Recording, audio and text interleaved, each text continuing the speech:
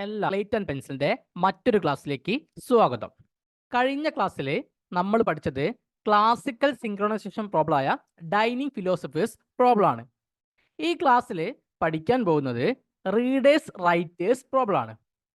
The readers writers problem relates to an object such as file that is shared between multiple processes. File പോലത്തെ ഒബ്ജക്റ്റുമായിട്ട് ബന്ധപ്പെട്ടതാണെന്ത് readers writers problem. ഇവിടെ ഒരു ഫയലാണെന്ത് multiple പ്രോസസ്സുകൾക്ക് share ചെയ്യപ്പെടുന്നത്.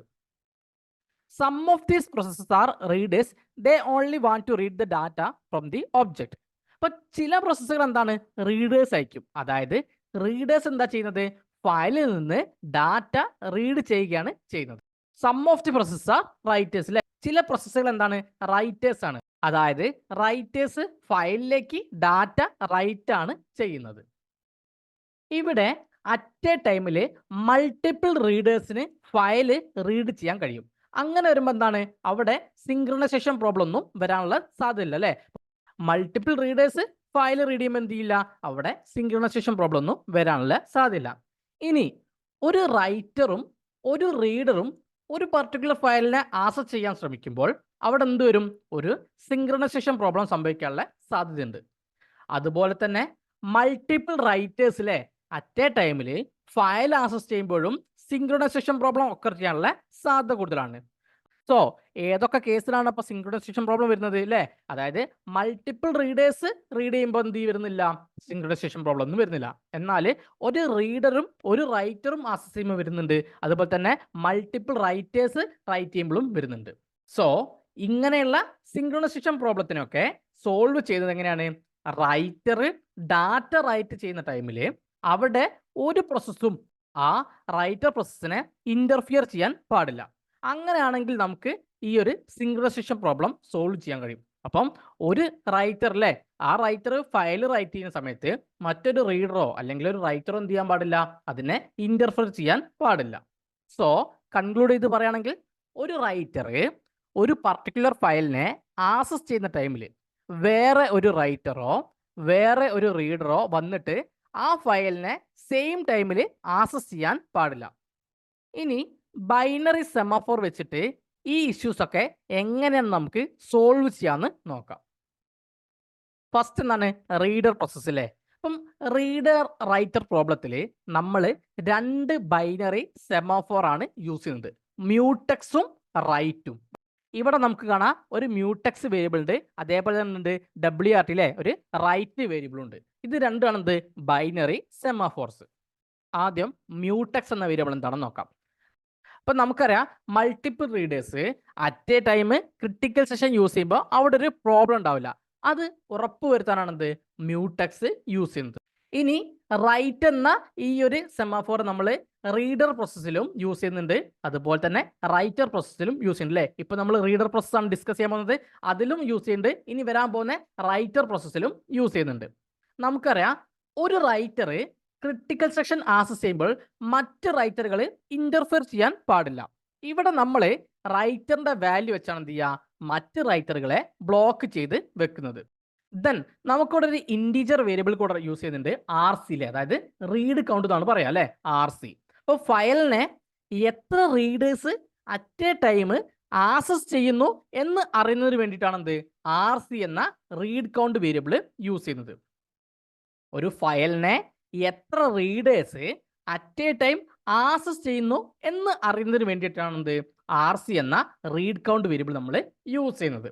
ഇനി നമുക്ക് റീഡർ പ്രോസസ്സ് എങ്ങനെയാണ് ഇംപ്ലിമെന്റ് ചെയ്യുന്നതെന്ന് നോക്കാം.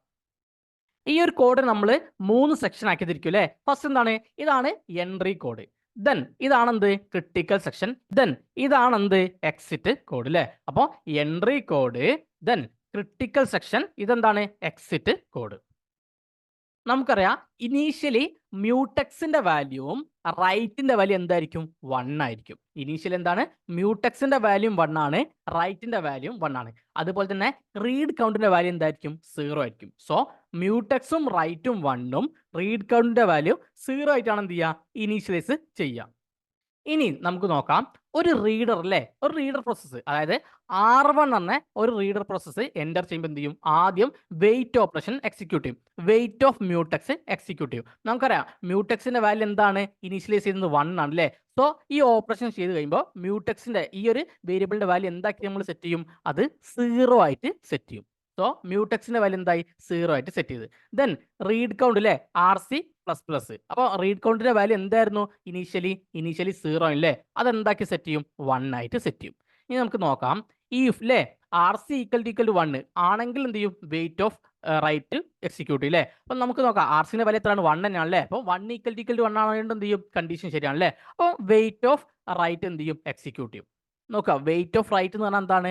അതായത് ഇപ്പം ഒരു പ്രോസസ്സിലെ R1 എൻ്റർ ചെയ്യുകയാണെങ്കിൽ അല്ലേ, മറ്റ് റൈറ്റർ എന്ത് ചെയ്യാൻ പാടില്ല? അതിലേക്ക് എൻ്റർ ചെയ്യാൻ പാടില്ല. അപ്പൊ ആ റൈറ്ററിന് എന്ത് ചെയ്യും? ബ്ലോക്ക് ചെയ്ത് എന്ത് ചെയ്യും? വെയിറ്റ് ചെയ്യിപ്പിക്കും. അതാണ് വെയിറ്റ് ഓഫ് WRT കൊണ്ട് ഉദ്ദേശിക്കുന്നത് അല്ലേ. അപ്പം ഒരു പ്രോസസ്സിലെ അത് എൻ്റർ ചെയ്യുകയാണെങ്കിൽ, ഒരു റീഡർ പ്രോസസ്സ് എൻ്റർ ചെയ്യുകയാണെങ്കിൽ എന്ത് ചെയ്യും? മറ്റ് റൈറ്ററുകൾ എന്ത് ചെയ്യും? ബ്ലോക്ക് ചെയ്യും. സോ ഇനീഷ്യലി റൈറ്ററിന്റെ വാല്യൂ എന്തായിരുന്നു? 1 ആയിരുന്നു അല്ലേ, അതെന്താക്കും? 0 ആയിട്ട് സെറ്റ് ചെയ്യും. സോ മറ്റ് റൈറ്ററുകൾക്ക് എന്ത് ചെയ്യാൻ പറ്റില്ല? ഇനി ഇവിടേക്ക് എൻ്റർ ചെയ്യാൻ പറ്റില്ല. ദെൻ സിഗ്നൽ ഓഫ് മ്യൂട്ടക്സ് അല്ലേ, അതായത് നമുക്കറിയാം ഒരു ഫയലിന് അല്ലേ ഒന്നിൽ കൂടുതൽ റീഡേഴ്സിന് എന്ത് ചെയ്യാൻ പറ്റും? ആക്സസ് ചെയ്യാൻ പറ്റും. സപ്പോസ് നമ്മളിപ്പോൾ R2 എന്ന് പറഞ്ഞൊരു റീഡർ പ്രോസസ്സ് വരികയാണ്. അപ്പൊ R2 വരുമ്പോൾ എന്താവും? മ്യൂട്ടക്സിന്റെ വാല്യൂ 0 ആണ്. റീഡ് കൗണ്ടിന്റെ വാല്യൂ എന്താവും? റീഡ് കൗണ്ടിന്റെ വാല്യൂ ഇൻക്രിമെന്റ് ചെയ്ത് എന്താവും? അത് 2 ആവും. ദെൻ ഈ റീഡ് കൗണ്ട് ഈക്വൽ ടു 1 ആണോ? അല്ല. അപ്പൊ എന്ത് ചെയ്യില്ല? ഈ കോഡ് എക്സിക്യൂട്ട് ചെയ്യില്ല അല്ലേ. സിഗ്നൽ ഓഫ് മ്യൂട്ടക്സിന്റെ വാല്യൂ എന്തായിരുന്നു? 0 അല്ലേ.